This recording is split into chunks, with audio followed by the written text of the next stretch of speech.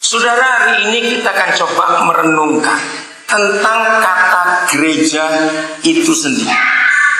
Kalau kita belum tahu betul-betul gereja itu apa dan dihadirkan untuk apa, maaf, maka kita hanya sekedar main gereja-gerejaan.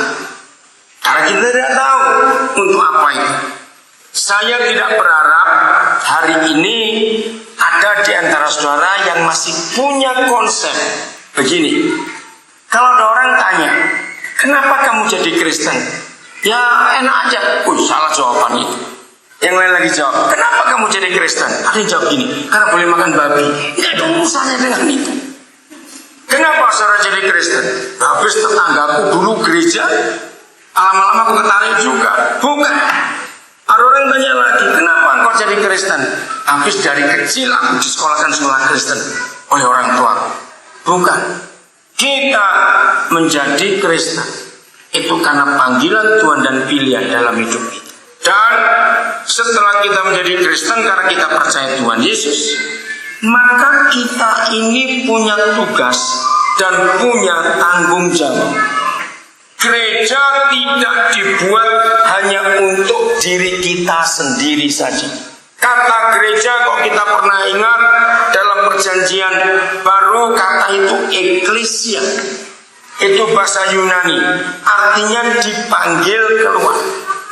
Nah, bentuk gereja pertama di dalam seluruh Alkitab itu adalah Kejadian 12. Coba saudara buka Kejadian 12 mulai ayat yang pertama.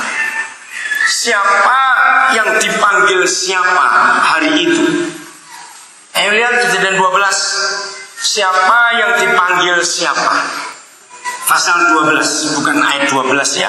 Kejadian pasal 12. Ayo jawab. Siapa yang dipanggil siapa? Nggak dengar saya. Abraham dipanggil Yahweh. Nah, ketika Yahweh berkata, tinggalkan negerimu, tinggalkan sanak keluargamu, tinggalkan rumah orang tuamu, itulah ekklesia. Keluar kamu. Nah, semua kita berasal dari kegelapan karena dosa. Adik-adik, kalian belajar ini. Semua kita adalah orang-orang jahat, orang berdosa. Lalu dipanggil. Dan terus lihat pasal 12. Abraham dipanggil lalu diapakan? Ayo baca. Dipanggil dan susah benar. Diapakan? Dipanggil dan Loh, ada kata berkat enggak? Ayat berapa itu? 2. Jadi Abraham dipanggil dan diberkati supaya dia baca ayat 2, supaya dia jadi berkat, sehingga berapa negara, berapa bangsa di dunia yang diberkati. Baca, berapa bangsa, berapa negara yang diberkati. Semua bangsa menjadi engkau berkati lewat Abraham. Nah, kehadiran GKII di Lahat tadi sebelum ibadah, Pak Limin, Pak Catur nemani kami. Saya banyak tanya. Ternyata GKII ini yang pertama di Lahat. Saudara harus tahu begini.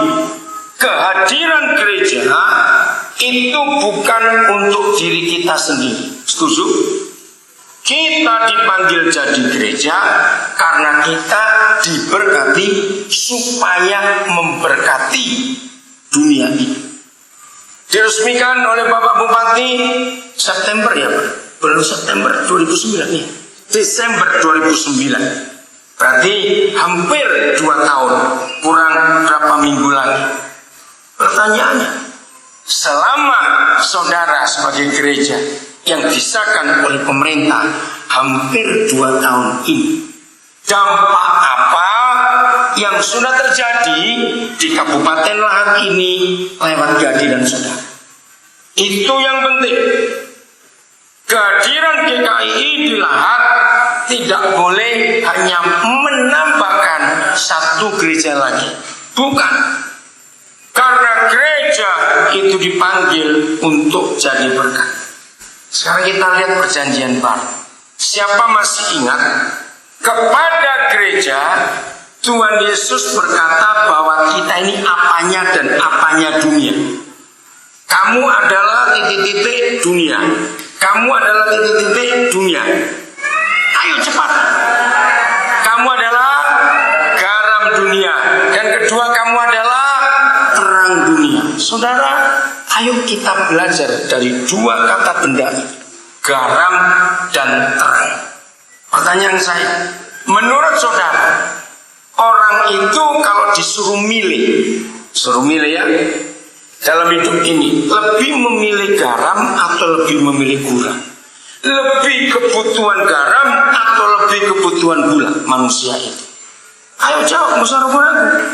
Garam. Gula bisa kita hindari. Tidak semua kita perlu gula.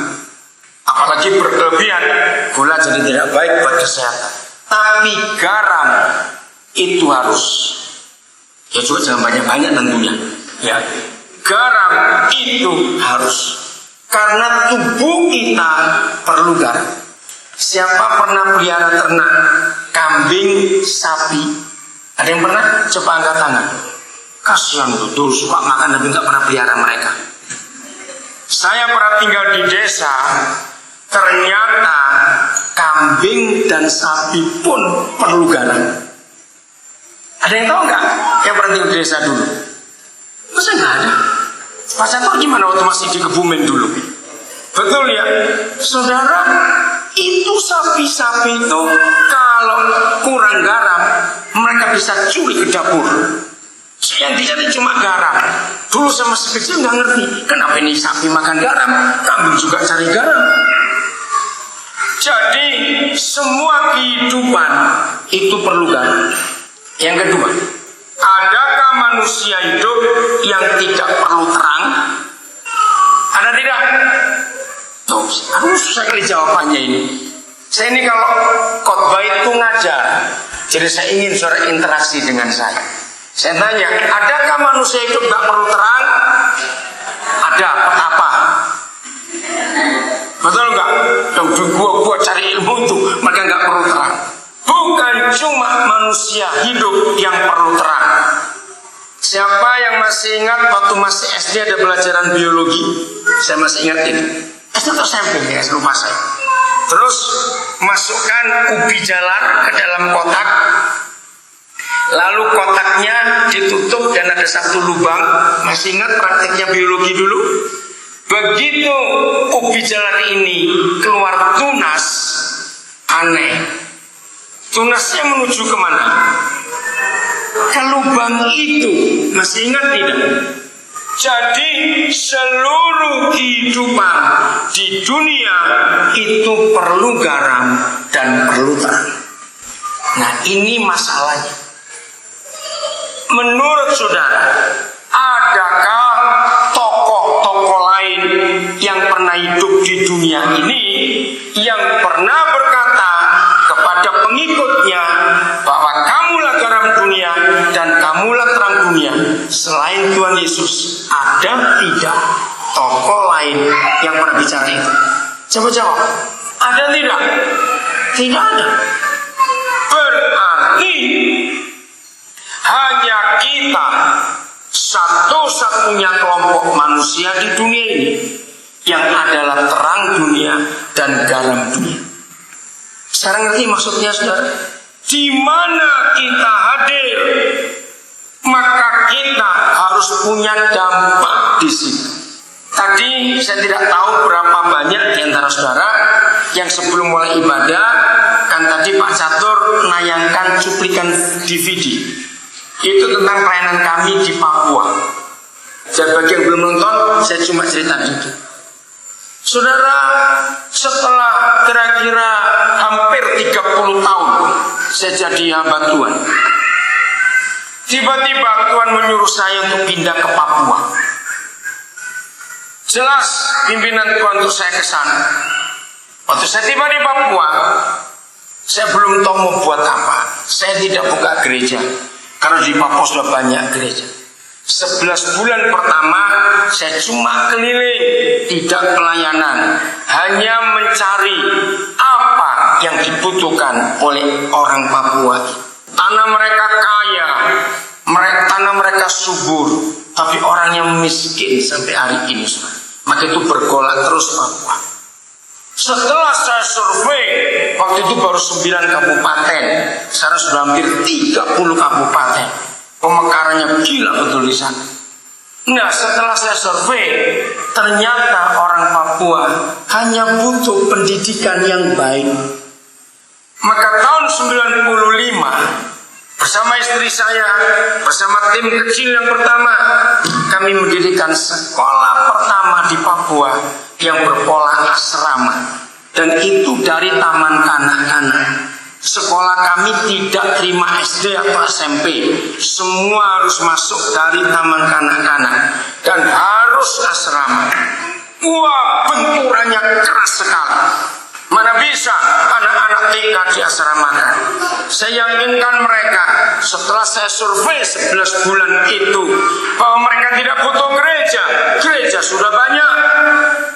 Saya sebagai gereja hadir menjadi garam dan terang buat mereka.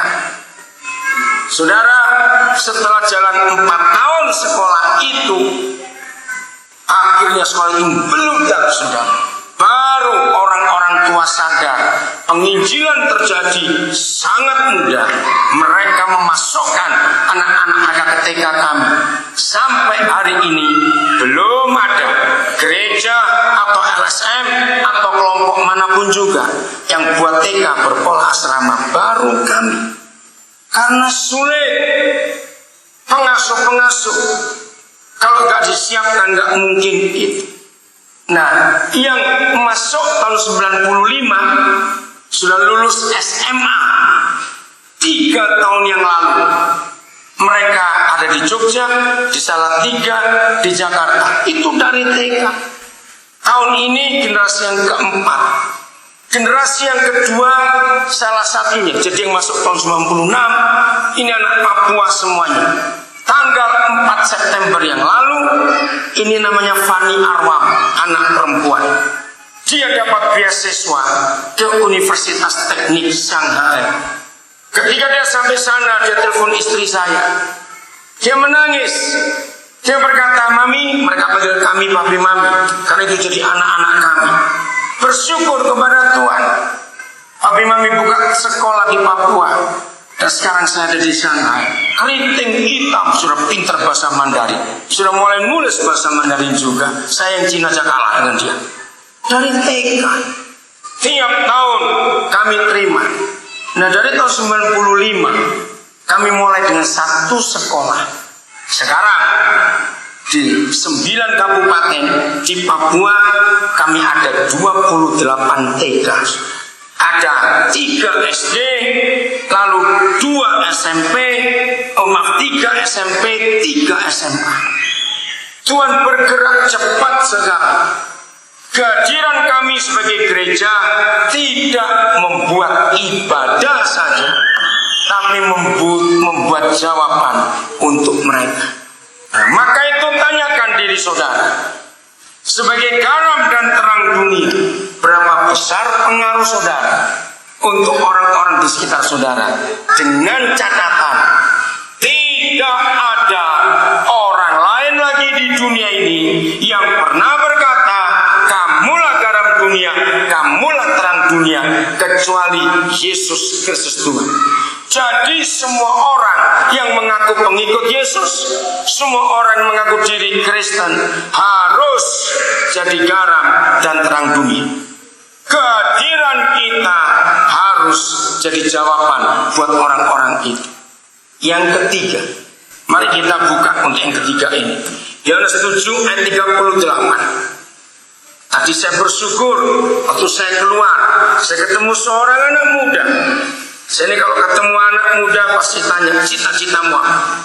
Dan dia berkata, "Saya ingin jadi dokter." Langsung saya berkata, "Serius, Tuhan akan tolong kamu." Karena setan makin kurang ajar, membunuh banyak orang dengan penyakit. Diperlukan dokter-dokter yang takut akan Tuhan. Tapi bukan untuk kaya buat dirimu sendiri ya, awas. Kalau ada dokter-dokter lulusan perguruan tinggi negeri sebelum tahun 2008, karena itu batasnya 2008 ke sini, perguruan tinggi negeri sudah sangat mahal. Sejak tahun 96 saya menyekolahkan banyak dokter karena masih murah. 96 itu SPP 1 semester fakultas kedokteran itu cuma 360.000 sudah. Saya nyekolahkan sekaligus 8 dokter karena murah SPP-nya. Kami nggak punya anak kandung, tapi kami mempunyai banyak anak-anak yang Tuhan berikan. 2008 saya nggak bisa nyekolahkan lagi. Sebab untuk masuk ke perguruan tinggi kedokteran saja sudah hampir 100 juta sekarang sudah. Yang tadinya cuma 10 juta, 15 juta uang masuknya, saya masih. Tapi puji Tuhan, tahun ini saya bisa nyekolahkan 2 dokter lagi. Satu masuk UPH di Jakarta, itu dapat beasiswa jalur khusus. Saya cuma bayar murah 40 juta. Nah, kalau tidak, untuk masuk Universitas Pelita Harapan yang di Karawaci itu kedokteran bisa 400 juta. Satu lagi itu anak dari Minasa, satu lagi anak dari Manokwari, dari Papua, masuk UI kedokteran. Bukan jalur khusus, tapi saya boleh nyicil. Puji Tuhan, saya bisa nyicil. Jadi tahun ini saya bisa nyekolahkan 2 dokter lagi. Kenapa? Saya ingin anak-anak Tuhan sebagai gereja jadi jawaban untuk bangsa. Nah, maka itu kalau ada dokter-dokter Kristen yang lulusan perguruan tinggi negeri dan sudah jadi kaya raya tapi pelit, saya doakan supaya dia stroke sudah. Itu dokter kurang ajar betul. Kenapa? Dengarkan ini baik-baik. Saya kenal banyak dokter kaya raya, rumahnya di Jakarta ada, di Singapura ada, di Australia ada. Wih, saya pikir hebat juga ini dokter-dokter. Bayangkan kalau nggak ada orang sakit, mereka nggak dapat duit. Betul tidak? Lo jawab iya atau tidak? Maka itu kalau dokter profesinya hanya untuk cari duit, itu dokter kurang ajar betul. Maka itu yang lulusan perguruan tinggi negeri yang jadi dokter cuma bayar murah sudah, lalu prakteknya diberkati Tuhan, jadi sukses dan kaya, bisa punya rumah luar biasa. Harusnya di papan nama dokter Kristen yang lulusan perguruan tinggi negeri itu harus ada tulisan tiap Senin dan Rabu praktek gratis untuk orang miskin. Setuju tidak? Loh, setuju tidak? Cepat jawab. Kenapa setuju? Kenapa setuju? Tunggu dulu. Untuk orang miskin, dengar. Bukan untuk yang kaya. Nah, satu kali ada dokter tersinggung. Ya, tapi Pak Daniel, kalau ada orang kaya nipu bagaimana? Maksudnya saya nggak ngerti. Dia pura-pura miskin. Saya tertawa bilang, Dok, orang kaya, orang miskin itu jangan dilihat dari bajunya, tapi dari baunya. Betul tidak, saudara? Loh, maaf, saya ngomong apa adanya. Kira-kira setuju saya ngomong itu? Loh, saya tanya cepat. Orang miskin atau kaya bukan penampilannya, tapi baunya. Jadi Dok, kalau ada orang kelihatan miskin tapi baunya kaya, lalu datang di hari gratis, siapkan formalin 2 liter, suntik dia langsung dan awetkan dia. Ini bajingan berat ini. Sudah kaya masih minta gratis. Suruh mati aja orang kaya begitu itu sudah. Harus kejam pada orang kaya. Karena Yesus berkata, siapa yang susah masuk surga? Nah, maka itu jangan pengen kaya, susah masuk surga. Aneh. Tuhan Yesus tidak berkata, hai pezina, kamu susah masuk surga. Tidak, betul. Hai perampok, kamu susah masuk surga. Juga tidak. Siapa yang susah masuk surga? Nah, orang kaya yang pelit, tambahkan kata itu. Itu yang susah masuk surga. Maka itu ada orang-orang kaya sini pelit, awas kamu. Calon neraka, betul. Jangan sombong-sombong kaya ya. Jadi siapa yang bisa sukses karena kuliah bayar murah dan saudara bisa kaya? Jangan lupa orang miskin. Sepanjang Taurat ditulis, baca kitab Taurat Musa, maka orang miskin terus ada di hati Yahweh. Sepanjang hidup Tuhan Yesus di 4 Injil, bahkan sampai kelahirannya pun di kandang binatang, karena hatinya untuk orang miskin itu luar biasa. Alimin, tanah begitu luas. Siapkan TK gratis dan klinik gratis di sini. Kalau ada yang kaya, formalin, jangan lupa itu. Yang datang ke sini. Ayo semuanya kerjasama, ini tanah luas sekali gereja ini. Luar biasa. Kehadiran gereja harus berdampak, katakan amin. Berdampak untuk orang lain, karena kita ini garam dan terangnya dunia. Ayat 38 sudah ada di PowerPoint Pak Catur? Nggak ada Alkitab di situ. Nggak ada. Oke, saya baca ayat 38, dengarkan. Barang siapa bagaimana? Ayo baca Alkitab saudara. Barang siapa bagaimana? Ayo adik-adik, remaja, pemuda, Alkitab mana? Saya tanya lagi. Barang siapa percaya kepada siapa? Kepada Yesus. Seperti, ayo baca Alkitab saudara.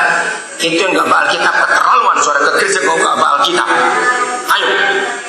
Kenapa ke gereja gak bawa Alkitab? Malam minggu depan, awas gak bawa Alkitab. Tolong ibu gembala beri hukuman itu enggak cuma gak bawa Alkitab kalau ke gereja. Harus saudara. Toh sekarang sudah ada di handphone bisa masuk Alkitab, masih bilang malas lagi. Tanpa firman kita gak bisa apa-apa. Katakan semua harus firman. Saya minta bertobat dalam nama Yesus. Yang ke gereja tidak bawa Alkitab, itu dosa besar. Karena saudara tidak memperhatikan firman itu. Saudara harus punya kesukaan terhadap firman Tuhan. Awas ya minggu depan. Saya akan telepon Bu Gembala yang gak bawa hari minggu depan gak bawa, awas. Oke, yang tidak bawa baca dengan sebelahnya. Ayo, nengok sebelahnya, baca. Saya ulangi lagi. Barang siapa bagaimana percaya kepada Yesus dengan syarat, tidak asal percaya. Percaya bagaimana? Ayo baca, percaya yang baca saudara. Percaya yang, ya ampun, baca. Lanjutkan kalimatnya. Percaya yang bagaimana? 1, 2, 3.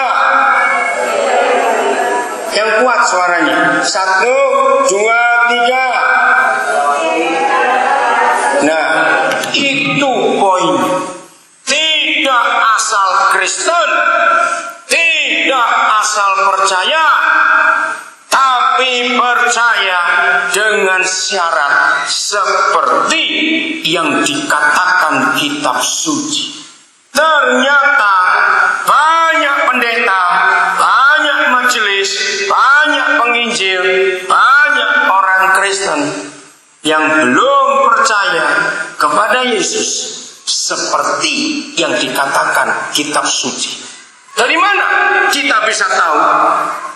Karena kalau kita percaya kepada Tuhan Yesus seperti yang dikatakan kitab suci, ayo baca sama-sama. Maka itu saya minta yang tidak bawa Alkitab baca bareng-bareng. Ayo semua, saya akan lihat dari sini. Yang gak baca akan ketahuan. Bapak bisa pinjam geser? Ada lagi sana satu. Pinjamkan. Ayo, saya tidak mau. Bapak nggak pakai kacamata, perlu kacamata Pak atau nggak bisa? Oke, yang lain? Ayo, semuanya. Yang bisa baca harus lihat kiri kanan. Ini serius lah. Bapak yang baju batik ada di situ? Ada Alkitab? Oke. Sebelahnya ada? Itu anaknya bagus. Kenapa kamu bapak Alkitab? Kok punya bapakmu? Ayo, Alkitabmu mana? Oh ada juga. Wah pintar kamu. Sudah semuanya. Apa yang terjadi kepada orang yang percaya kepada Yesus seperti yang dikatakan kitab suci? 1, 2, 3. Dari dalam hatinya akan mengalir apa? Aliran-aliran air hidup. Ini yang ketiga. Yang pertama apa tadi? Jadi apa? Ya, lupa lah. Jadi apa yang pertama? Garam dunia. Kedua jadi apa? Terang dunia. Ketiga jadi apa? Air hidup. Nah, saya tanya lagi. Menurut saudara, kalau manusia harus milih dengan terpaksa, nggak boleh dua-dua antara makanan dan minum. Kalau suruh milih satu, manusia pilih yang mana? Minum. Manusia bisa tahan tidak makan, tapi tidak mungkin kalau tidak minum. Nah, kalau Tuhan Yesus berfirman, barang siapa percaya kepadaku, dengan catatan seperti yang dikatakan kitab suci, maka dari dalam hati orang itu ada apa tadi? Baca ada apa? Aliran-aliran apa? Air hidup. Saudara, kalau ada kata aliran-aliran air hidup, berarti lebih dari satu atau cuma satu mata air? Lebih dari satu. Saya tanya lagi kepada saudara, siapa pernah lewat ke daerah-daerah tertentu? Ya, pokoknya bukan perkotaan. Kalau perkotaan pasti tidak ada. Di daerah-daerah tertentu, di desa, ya bukan di kota. Udara panas sekali.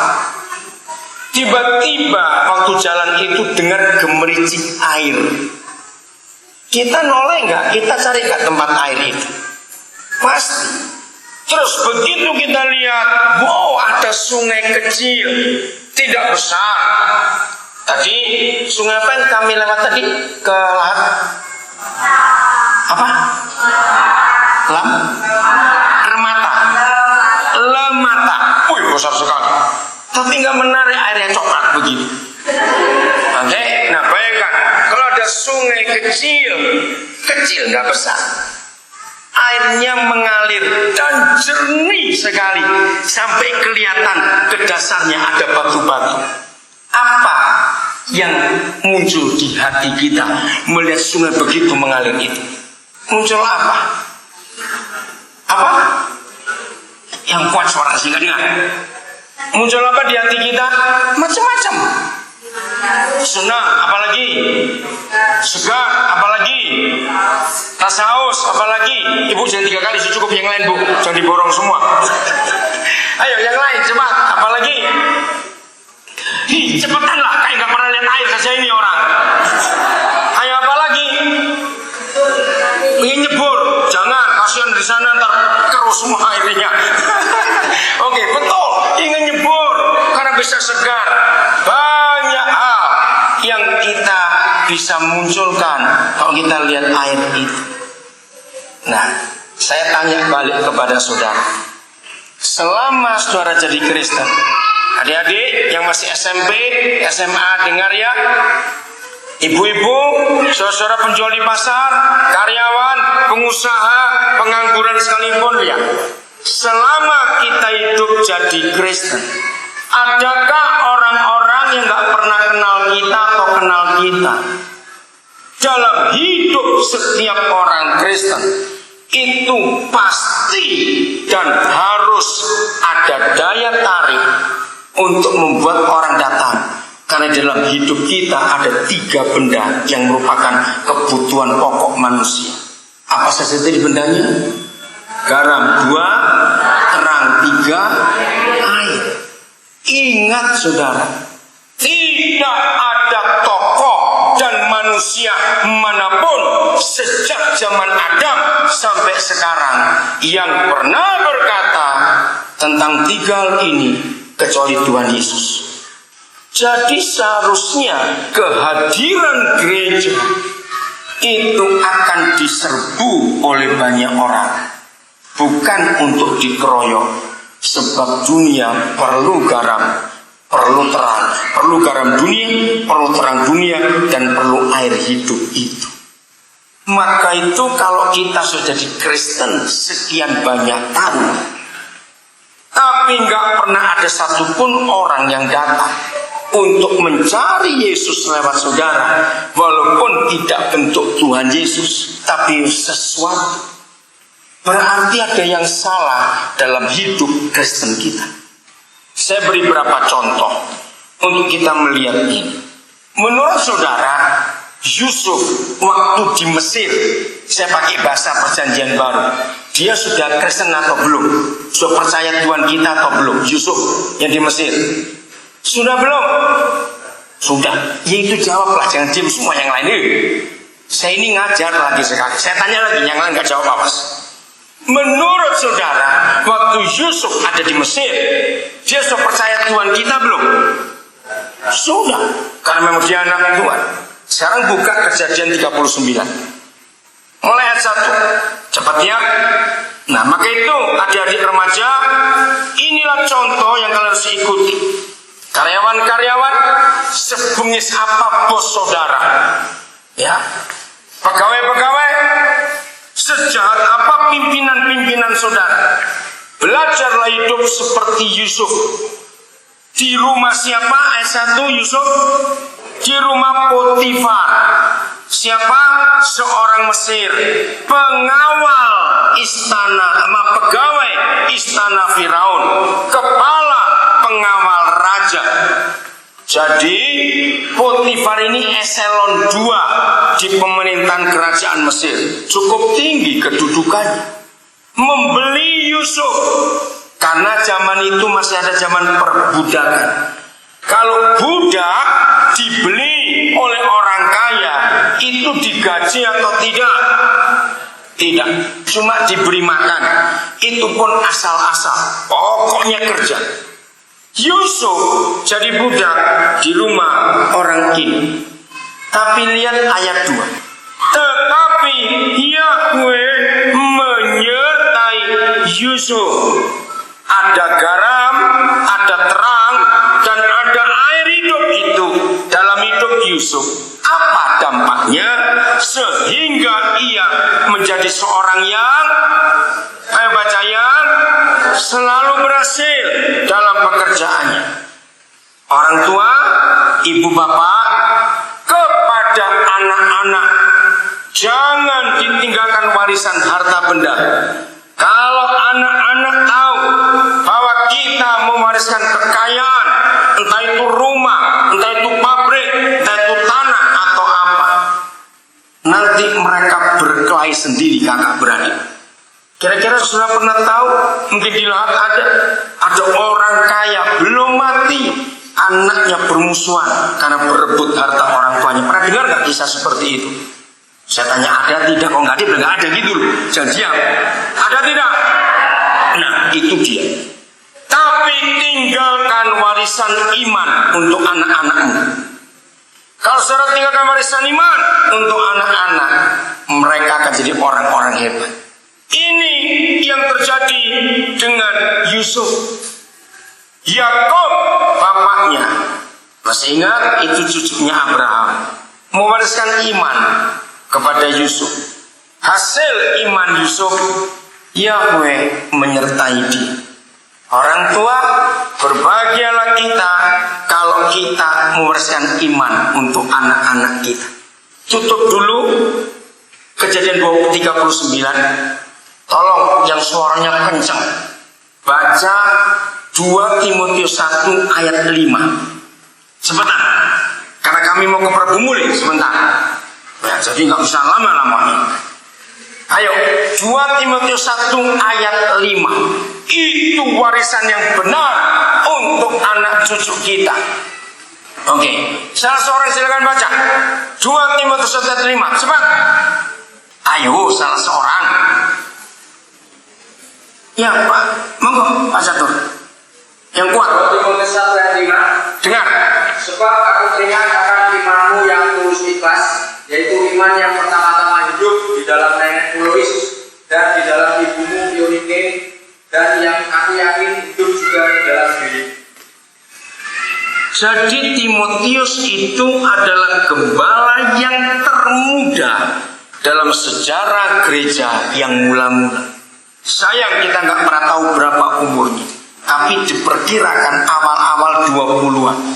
Bagaimana seorang anak muda awal-awal 20-an jadi rasul, jadi gembala yang termuda dalam sejarah gereja perjanjian baru.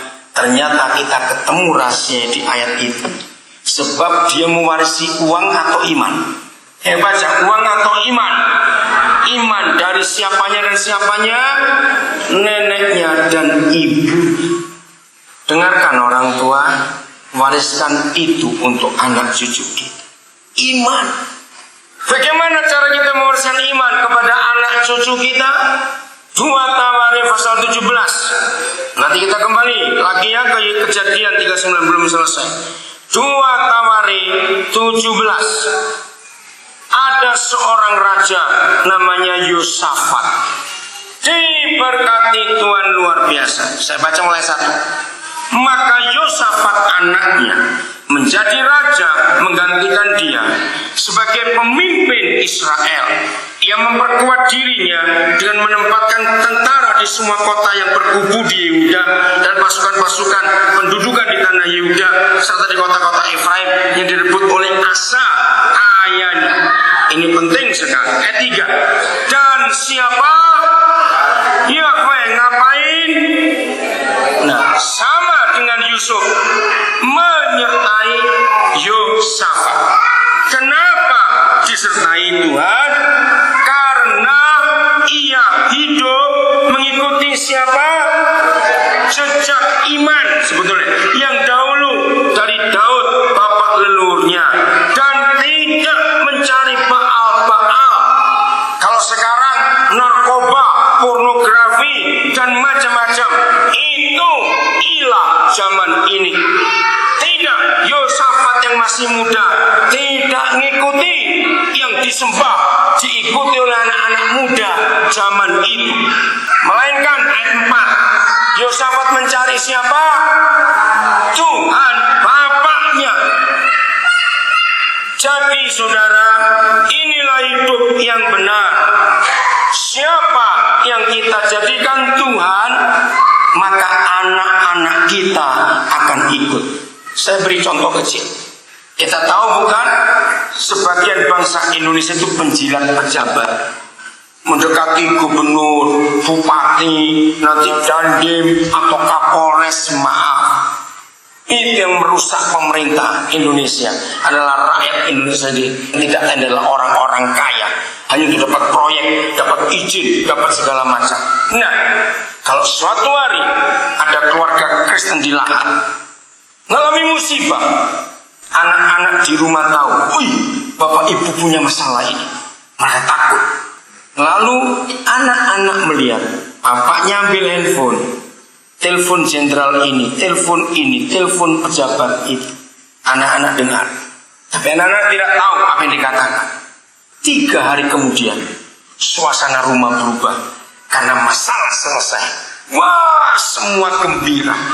Saudara dengar, maka anak keluarga Kristen itu sampai dia mati nanti, imannya adalah, oh begitu bapakku kalau punya masalah cari pejabat atau uang, siapa Tuhan kita. Tapi tidak dengan Yosafat. Raja Asa bapaknya sungguh bergantung penuh pada Tuhan. Maka itu lihat pasal 20. Dengan cepat ya, pasal 20 kitab 2 Tawari. Ini cara kita belajar firman Tuhan. Ya, pasal 20 ayat 1 mulai.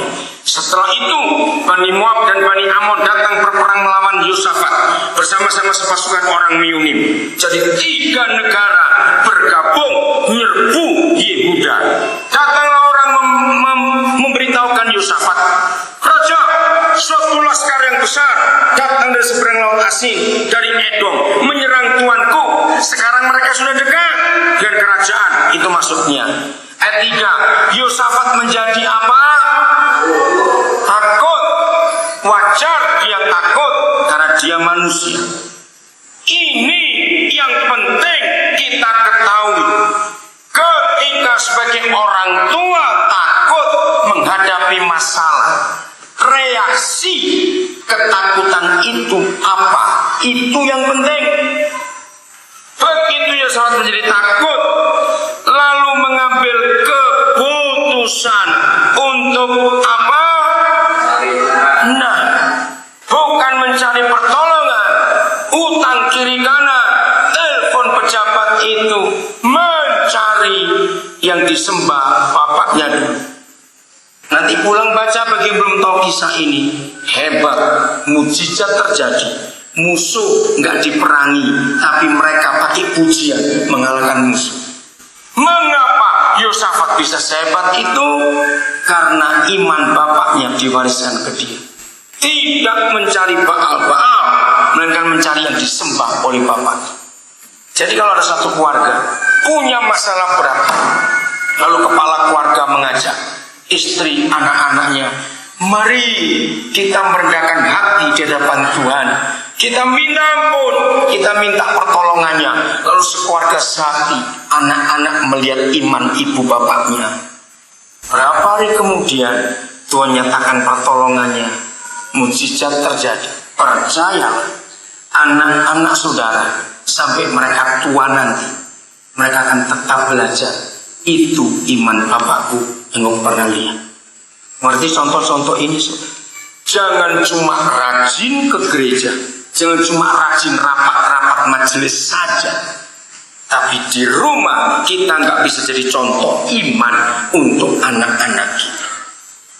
Justru anak-anak kita akan melihat iman kita bukan waktu di kebaktian. Betul tidak, saudara? Iman kita akan dilihat oleh anak-anak kita waktu kita dalam hidup sehari-hari, beriman atau tidak. Celakalah keluarga Kristen yang aktif pelayanan tapi masih percaya paranormal, dukun ini, dukun itu. Itu menghancurkan iman anak saudara. Bertobat. Akhirnya ada dua Tuhan di rumah saudara. Maka itu mari kita jujur pada diri kita sendiri. Kepada siapa anak-anak kita tunjukkan? Kepada pejabat? Kepada uang? Kepada dukun? Paranormal? Atau kepada Tuhan kita yang hidup? Dan semua yang kita hadapi itu warisan iman. Orang tua yang rajin berkelahi dan bertengkar di rumah, padahal aktif kalau ibadah, akan membuat anak-anak tidak akan mau ke gereja lagi. Kenapa? Mereka muntah, saudara, melihat dua bajingan itu. Kalau di gereja aktif, rohani, mimpin ibadah, mimpin doa, di rumah bertengkar terus dua orang itu. Dengarkan keluarga-keluarga Kristen, apa model iman kita di rumah dan di dalam gereja. Saya mempelajari khusus masalah hubungan orang tua dengan anak dan anak dengan orang tua. Hanya ada satu hal, bukan tiga, bukan lima, satu yang membuat anak-anak tidak hormat pada orang tua. Bukan karena bapaknya kumisnya kurang tebal, bukan. Yang membuat anak-anak tidak hormat pada orang tua karena orang tua memberi contoh salah. Kalau di rumah rajin berkelahi, tapi begitu ada undangan pesta pernikahan, ada acara-acara resmi, dua orang ini gandengan tangan. Jangan harap anak-anak mau jalan dengan pemain sinetron kurang ajar ini. Serius. Anak-anak jawab kalian, betul tidak bahwa kalian gak suka kepura-puraan ibu bapak? Akhirnya orang tua sombong, marah kepada anak. Kenapa kamu gak hormat? Saya katakan, makin keras saudara mendidik anak seperti itu, makin berontak mereka. Sebab mereka nggak suka dengan kemunafikan orang tua. Jawab, kira-kira ya atau tidak? Kalau kita munafik, anak-anak nggak akan hormat. Akhirnya anak-anak pun tidak hormat kepada Tuhan. Sebab di benak anak-anak itu yang diajarkan Tuhan Bapak Ibuku di gereja. Akhirnya anak-anak nggak mau percaya Tuhan yang mengajar kita munafik. Padahal bukan begitu ajaran itu. Ngerti maksud ini saudara? Apa yang kita wariskan untuk anak-anak kita? Kembali ke Kejadian 39. Ini hebat sekali Yusuf ini. Sangat tidak enak hidupnya, penuh penderitaan. Tapi aneh, Yahweh menyertai Yusuf sehingga apa saja yang dikerjakannya berhasil. Akhirnya dari barak, tahu kata barak? Ya, mes para budak yang kotor dan jelek itu, Yusuf pindah kemana? Ayat 2, bagian terakhir. Coba, Yusuf tinggal di mana sekarang? Ayo baca Alkitab saudara. Ayo adik baju kuning, kamu baca sama Alkitab mamamu. Tinggal di mana? Ayo, di rumah tuanya. Nasibnya berubah. Hebat sekali. Yang penting ayat 3. Nah, saya mau tanya. Saudara setuju Yusuf itu orang percaya? Betul. Tapi Potifar, dia orang percaya atau tidak? Ayo jawab, Potifar orang percaya tidak? Tidak, bahkan penyembah berhala, bukan? Sihir Mesir, luar biasa. Inilah kebenaran itu. Barang siapa percaya Yesus seperti dikatakan kitab suci, maka dalam hidup orang itu ada garam dunia, ada terang dunia, dan ada air hidup. Kalau itu ada dalam hidup gereja Tuhan, ayat 3 terjadi. Setelah diapakan?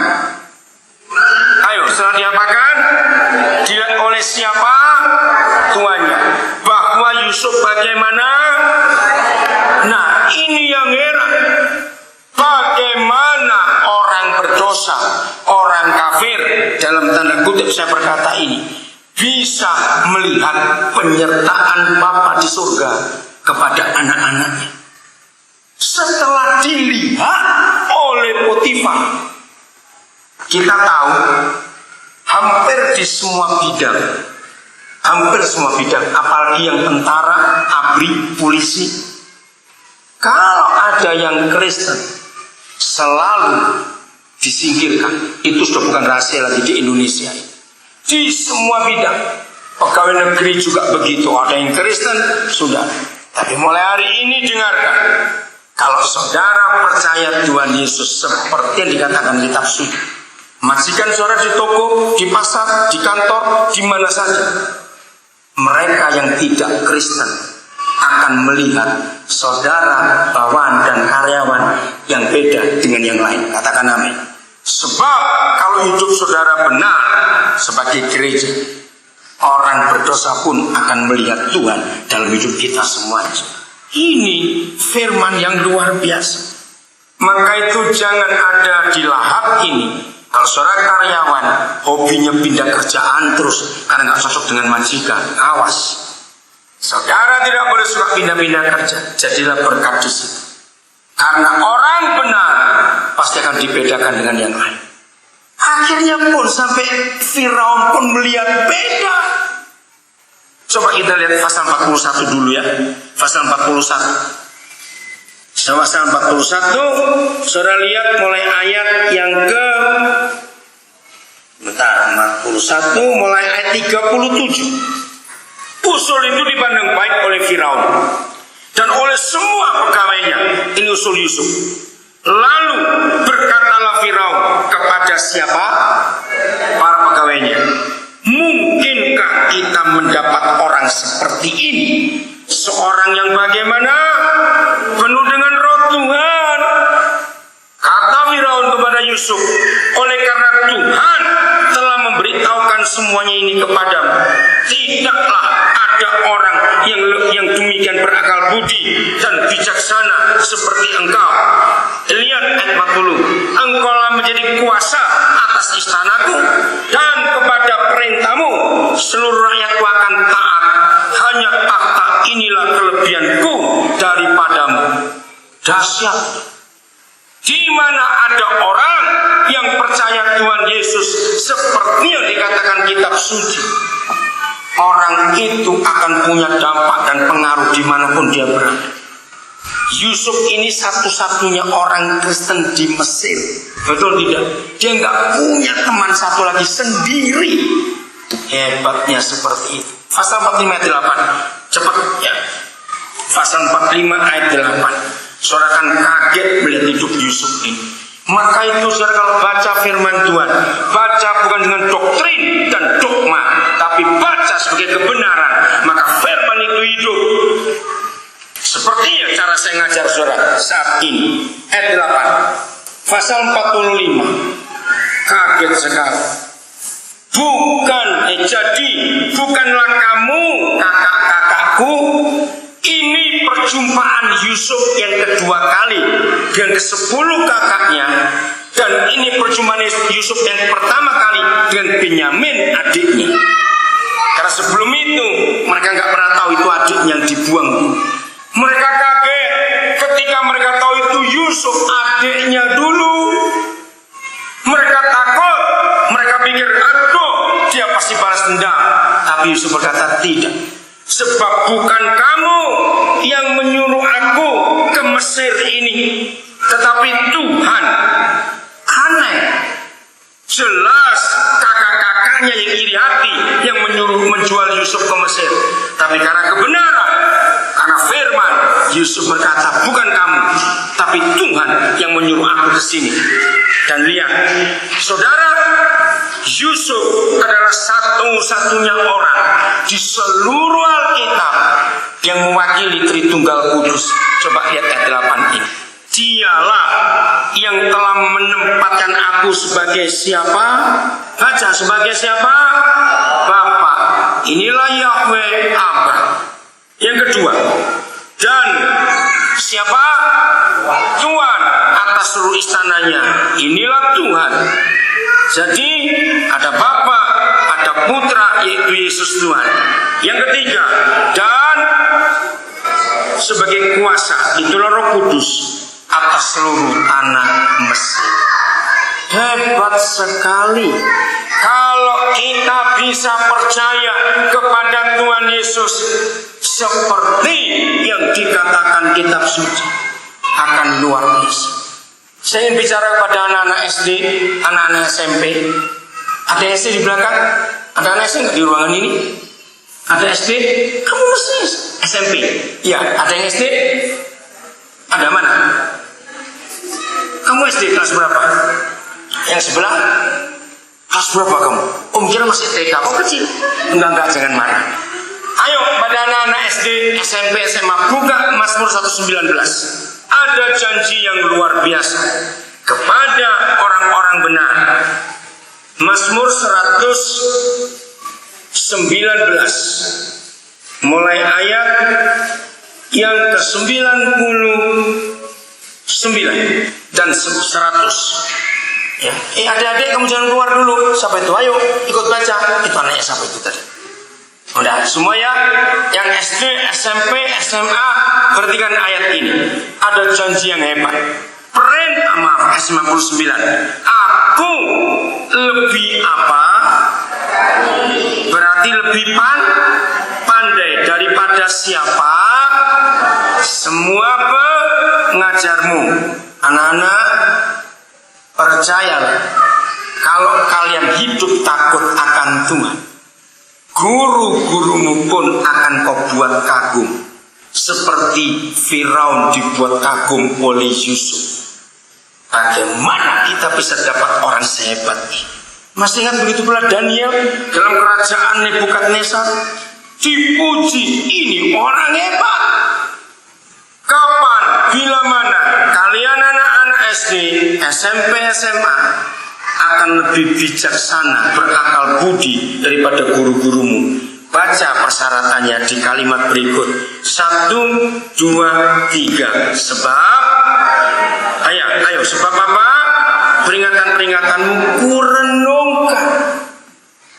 Jadi adik-adik, anak-anak, kalau kalian hidup merenungkan perintah-perintah Tuhan, enggak ada yang bodoh di antara kalian. Enggak ada yang punya nasib jelek untuk masa depan kalian. Tidak. Kalian jadi orang-orang hebat.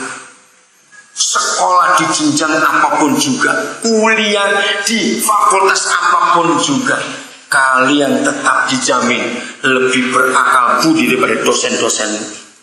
Yang kedua, ayat 100. Paulus pernah berkata itu kepada Timotius, "Hai Timotius, engkau masih muda." 1 Timotius 2:4. Tapi jangan orang merendahkan kamu walaupun kamu muda, tapi jadilah teladan dalam 5 hal. Nanti baca sendiri ayatnya. Nah, ayat 100 Mazmur 119 ini jaminan untuk anak-anak yang takut Tuhan. Aku lebih apa? Mengerti daripada siapa? Orang-orang tua. Bukan sok kurang ajar anak-anak, tapi kalau kalian sejak masih kecil begini. Kenapa? Sebab 1, 2, 3. Sebab itu dia. Sebab kalian sejak masih muda, remaja, sudah pegang titah-titah. Tadi merenungkan perintah-perintahnya. Sekarang pegang kuat hukum-hukum Tuhan. Adik-adik, dengar ya, saya ngomong khusus pada kalian. Ini jeleknya manusia. Ini bedanya kita dengan binatang. Binatang itu kalau sekali pernah salah, dia nggak mungkin buat lagi dan dia tahu. Nanti anjing yang pernah jatuh ke selokan, dia akan hafal, nggak jatuh ke situ lagi. Pernah suatu kali saya itu lupa, 2 hari saya pergi, saya lupa anjing saya nggak kasih makan. Begitu datang, aduh saya baru sadar dia sudah kencing berak dalam rumah. Nah yang saya titipi juga lupa nggak datang buka rumah itu. Akhirnya dia kelaparan. Saya cuma punya nasi bungkus yang harusnya saya makan. Nah saya minta ada lomboknya, ada cabenya di situ. Karena anjing itu lapar, saudara. Wah dia rakus makan, kena lomboknya, wah dia dibagi-bagi begitu. Sejak itu tiap kali saya kasih makan, kurang ajar dia. Mesti dimus-mus dulu, ada lomboknya tidak. Ngerti nggak contoh itu?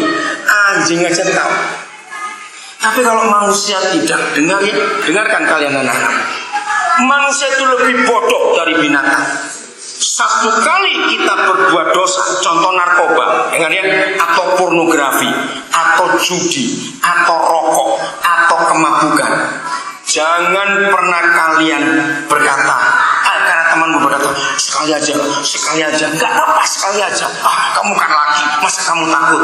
Hati-hati anak-anak remaja. Manusia itu jelek dan jahat, bodoh. Binatang tidak. Sekali kita buat dosa, kemungkinan kedua, ketiga, keempat itu pasti ada. Jawab iya atau tidak. Itu manusia.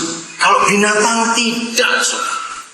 Maka itu anak-anak remaja, demi firman ini kau genapi dalam hidupmu, beranilah berkata tidak kepada dosa. Amin anak-anak remaja, anak muda. Tolak semua tawaran teman. Awas pornografi, awas yang pakai internet, hati-hati. Kalau orang tua bisa berikan kamu laptop, hati-hati. Yusuf bisa menjaga hidupnya seperti itu. Maka itu Tuhan pakai dia luar biasa. Jadi kemanapun kita pergi, dampak itu akan ada dalam hidup kita. Saya akan akhir. Kalau saudara baca nanti terus di rumah kisah Yusuf, masih di pasal 39, menarik sekali. Akhirnya Yusuf makin dipercaya, sampai di pasal ayat 4, ayat 5, seluruh rumah Potifar, ladang, pekerjaan serahkan kepada Yusuf, hanya makanannya yang tidak, itu diurus sendiri. Jadi Yusuf jadi orang nomor 2 di rumah Potifar. Tapi setan tidak tinggal diam. Dia cari gara-gara istri Potifar dipakai. Masih ingat kisah ini? Yusuf nolak hubungan seks dengan istri Potifar. Hukumannya penjara seumur hidup. Mengerikan sekali. Saudara baca Mazmur 105 ayat 17-18. Bagaimana cara orang Mesir memenjarakan Yusuf. Lehernya diapakan, kakinya diapakan. Jahat mereka. Tapi aneh, Yusuf tidak sakit hati pada istri Potifar.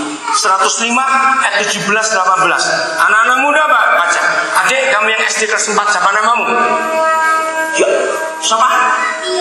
Tio. Nama panjangnya apa? Oh, yang Jawi kon jenengan. Prasetyo Adi Nugroho. Wah, hebat. Tio kamu baca ayat 17-18 105. Sing buanter ya Le. Ayo. Seorang dari mereka Yusuf yang juga menjadi budak. Mereka mengikuti kakinya dengan belenggu. Lehernya masuk ke dalam besi. Terima kasih Tio. Saudara lihat bagaimana cara mereka memenjarakan Yusuf. Sudah di dalam sel, masih dicatok lehernya dengan besi, kakinya pun dibelenggu. Kejam sekali. Seharusnya Yusuf berontak kepada Tuhan. Bukankah aku taat dan hidup kudus? Kenapa Tuhan diam saja? Dia tidak. Di dalam Kejadian 39 ayat 20-21, ternyata di penjara pun Yusuf disertai Yahweh. Sampai kepala penjara sayang dia. Jadi dimanapun Yusuf pergi, Yahweh terus menyertai. Karena iman dari Yakub bapaknya. Maka itu dimanapun saudara berada, saya berada. Ada apa, dan ada apa? Tiga tadi cepat. Ayo masuk lupa. Garam dunia terus, terang dunia terus, air hidup. Berarti orang-orang akan datang kepada saudara. Karena tidak ada yang lain yang punya garam, punya terang dunia dan air hidup kecuali